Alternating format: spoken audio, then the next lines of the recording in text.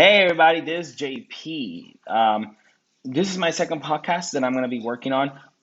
The first podcast that I have, it's provided by Anchor and it's spread out through Apple Music, Spotify, all the podcast bases that you can think of, right? That you look out your podcast.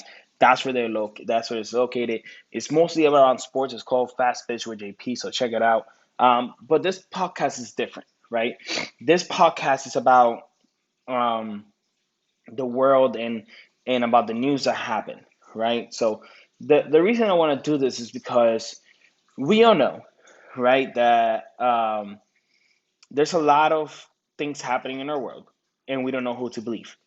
Um, Especially when we have a leader in place that says, "Oh, the radical right, the radical left is making all of these false accusations against me, or all these false things against me," um, and then the radical left, it's really, really like against the Republicans, right? So it's a real big battle between Democrats and Republicans, and what I can tell you right now, guys, is that I am a person who don't have a party. I don't follow a party. I don't follow left or right. I am right in the middle. I am realistic, right? I am realistic, and I read a lot, and I like to talk a lot with people, and I like to hear people's opinions and stuff like that. And honestly, I have gotten proved wrong sometimes, and I've gotten proved right sometimes, right?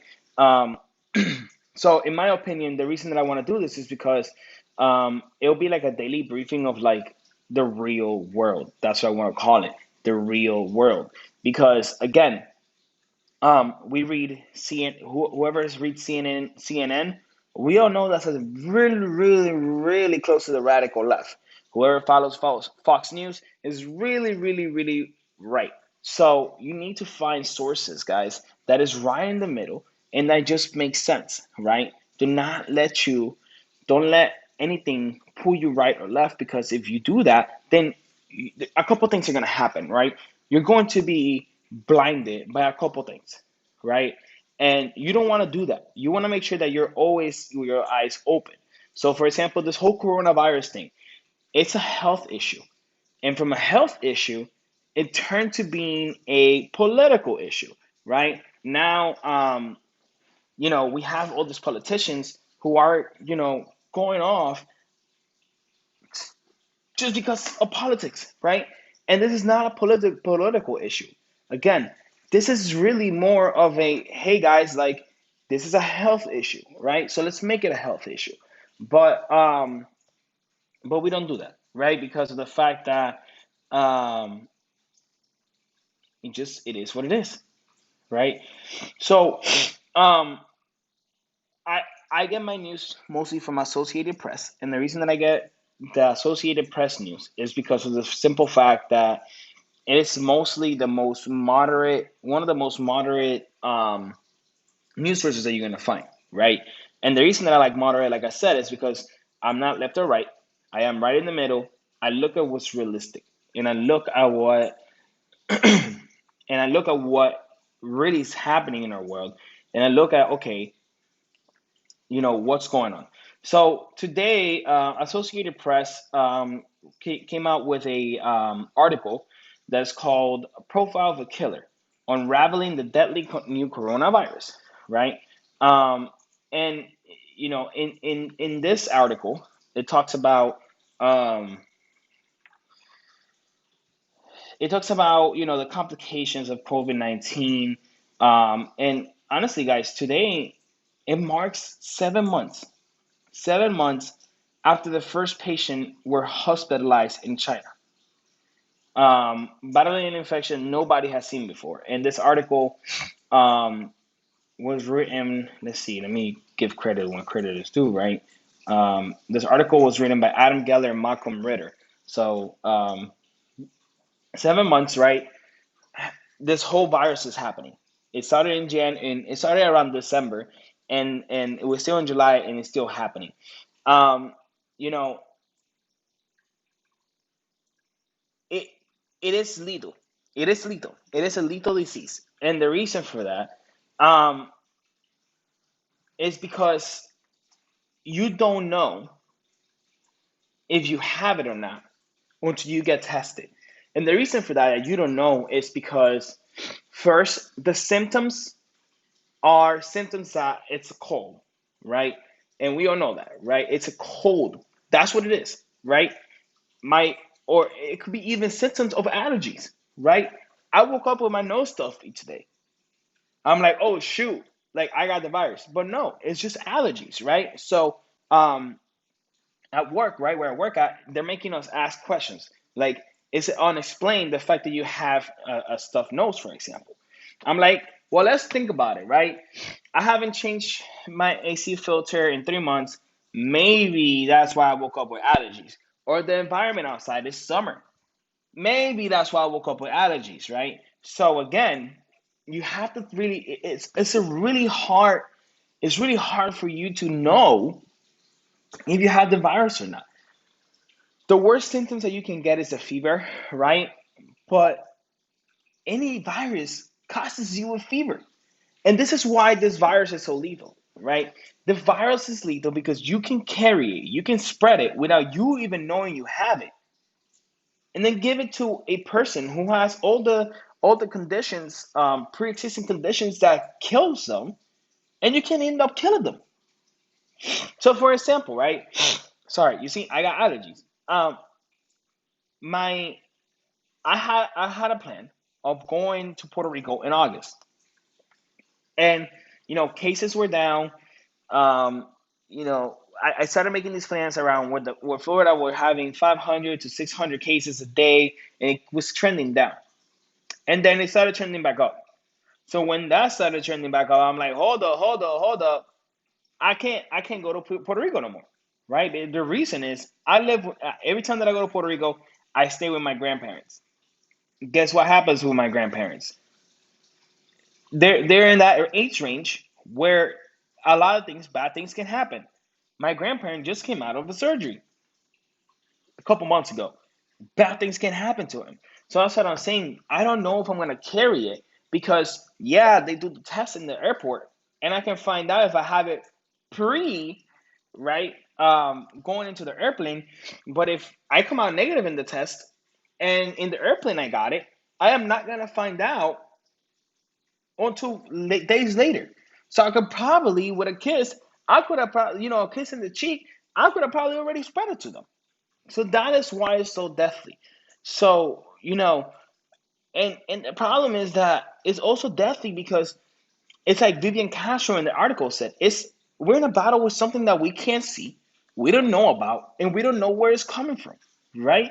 Um, because of the fact that we don't know what's coming. Obviously, it's come from Wuhan, but we don't know where it's coming from because we don't know when they start doing the the um case tracker, it gets bubbled up.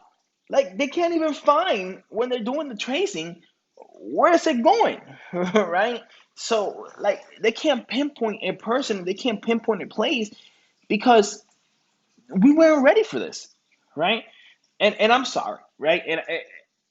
And I hate to do this because I don't want to get political, right? But we also got to tell the truth, right? It's the real world. The real world is our government, our president was not ready for this. And let's be honest now, right? And the one thing that I hate about, right now what's going on with the president and all that stuff is that he doesn't want to admit that he wasn't ready for it. Our president has had in the last 4 years has had a good reputation of never ever ever wanting to own up for anything. Never, never. Um, sorry, I saw him in the screen and I had to do that. Anyways, um, you know, it has he has never had the chance. Man, I got some more hands. Sorry, he has never taken responsibility for anything, and he's not gonna take responsibility for this because guess what happened? Yeah, you stopped the travel in January, but guess what? From December to January, there's a lot of traveling happening there that just one person putting their hand in the middle of the subway of New York that has a virus. Just one metal pole can be touched by 30 freaking people in one day. And that one person who put their hand there now has 30 people infected by the virus. And guess what? Right? And this is what I keep saying. An average family, an average US family is from 3 to 4 people. So if one person, right, has gets contacted, that means that's 4 people, right? Because I am going to go to my house later on and I'm going to give it to my 3 other family members that are in my house. And now there's 4 people contacted because of that one person. So really, now there's 30 people in one day that got contacted with when they touch that metal pole, and that turns into 120 people. But guess what? Those 120 people now go to the jobs, right? Because our average house family has two people that are making the money, the dad, mom and dad, right? Or dad and dad, or mom and mom, right? And those 2 people go and contact the people at work. Let's say this one person, right? This one person works with 40 people in the office. Now there's 160. Then and that was the dad, mom, or whatever, or dad or mom, or dad or mom. And let's say dad goes to work with virus, gets it to 40 people in the office. Now the count goes from 120 to 160. Now mom, right, in the household goes to work and she works with 60 people. Now that count goes to 220, right? Now baby, who's 10 years old, goes to third grade. There's 30 people in the classroom. Now that we are at 250, if I'm not wrong. Now I lost my count. Now let's go. Baby boy has 5 years and he goes to kindergarten and there's 30 people. 280, right? And that is just from one family. Just from one family, right? So this is a problem, and this is how this got so bad. It got bad because we ignore it when it happened, right? We ignored it from the beginning. And give me a second because I'm actually gonna look for um, the first case, the first case of coronavirus date. And I like doing this like this because of the simple fact that I can go on my internet and I got questions in my head, going on. So the first novel coronavirus disease happened in 2019. Um, doesn't give me a date. Mm, it's 2019.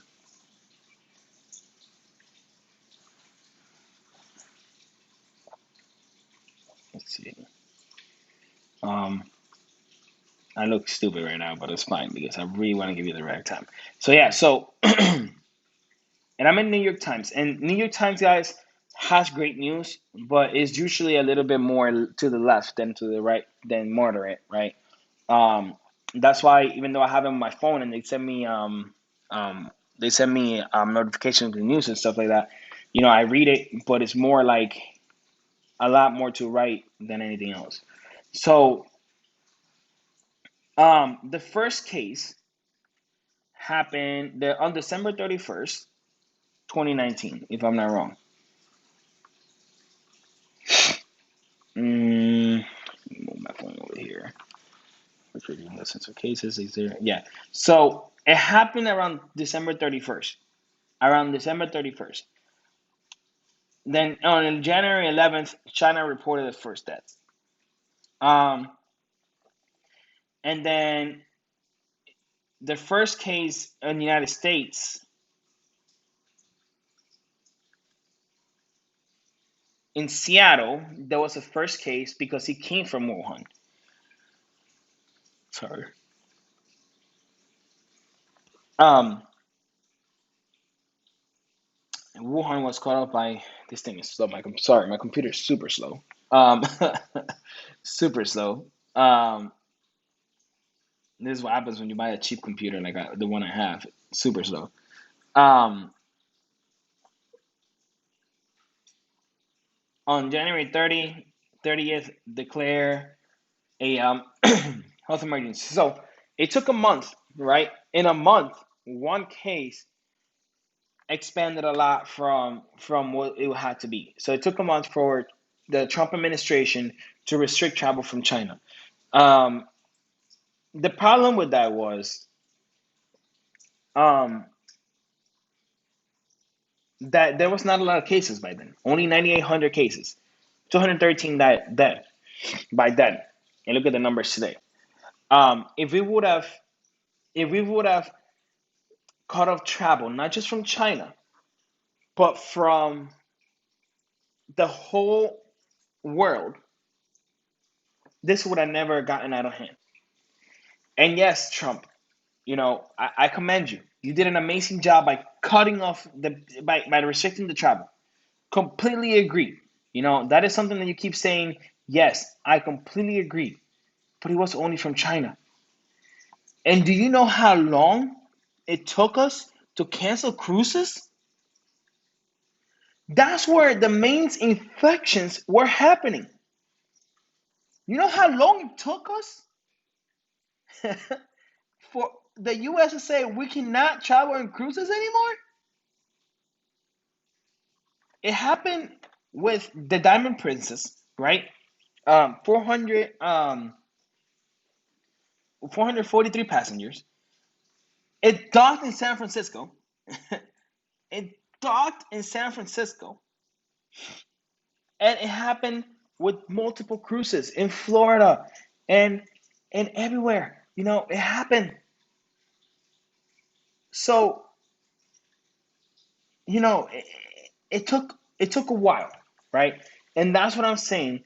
That then in March 11th, that's when we blocked visitors from Europe. So that's what I'm saying.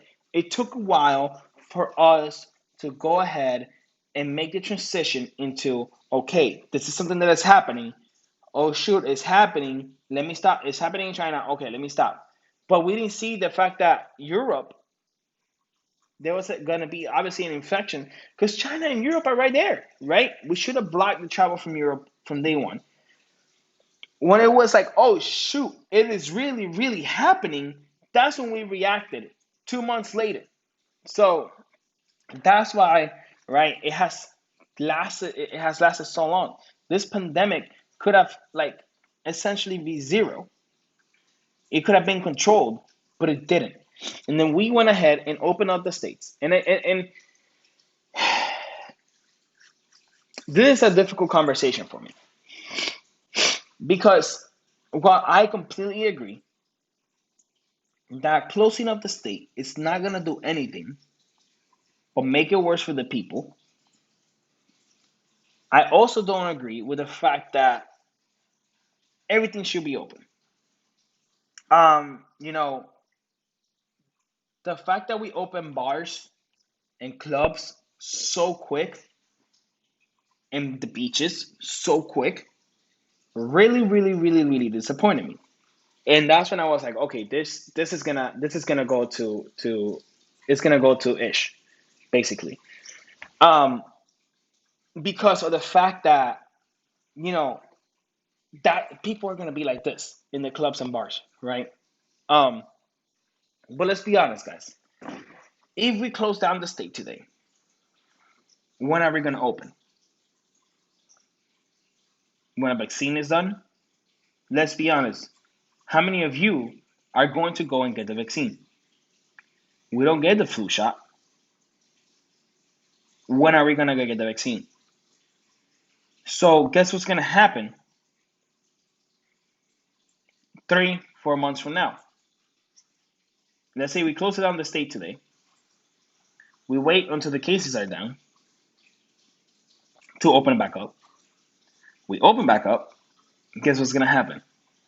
The same thing. So while while it is bad to have this many rate of infections, at the same time it's good because people build your body build antibodies against the infection. And I'm gonna finish with this. I do think that we should leave the state open. It helps the economy.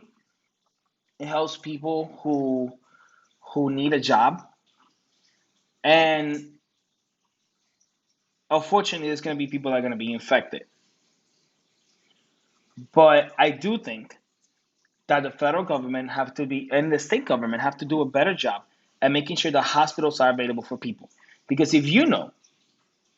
that if you know as a governor and as a president that you are going to open them back up, there's going to be the more rate of infections, and we know that. And stop blaming it on the test because it's not on the test. Just because you're doing more tests, you're getting more cases. Child, please, let's be honest. You're getting more infected because you opened up the state and there's more people getting together. That's really it. Let's not sugarcoat it. That's why. And stop saying it's because of the test. That's BS. I'm sorry. Um, you're getting more tests. You're getting more positive cases because of the simple fact, guys, that there's more people out on the streets. There's more people working together in close buildings. So going back, there's certain things that shouldn't be open. I don't think Disney should be open. I really don't think Disney should be open. I don't think Universal Studios should be open. I don't think parks should be open. I don't think clubs should be open. I don't think bars should be open. Concerts, sports should not be open either. Now, there's a difference, right? I really do think that concerts in stadiums, I think stadiums can be filled not to max capacity, but to small capacity. And hear me out, it can happen, right? So it's simple math. If you are a owner of a team, you do the average, the average of the people of a family that come together. If your average is two, then you go ahead and divide your stadium into two, right? So you have two chairs right here. 6 feet apart, you have two more. 6 feet apart, you have two more. 6 feet apart, you have two more. Or make it 10 feet apart. Make it a little bit farther. Make sure that behind them there's no 6 feet apart. In front of you, there's not 6 feet apart. Your capacity is gonna go obviously from a 30,000 to probably 1,000 to 2,000, right? But you can still make it happen. You can still make it happen. But anyways, um, and to finish up with this, guys, it is important that we stay informed with what's going on and that we don't forget about it.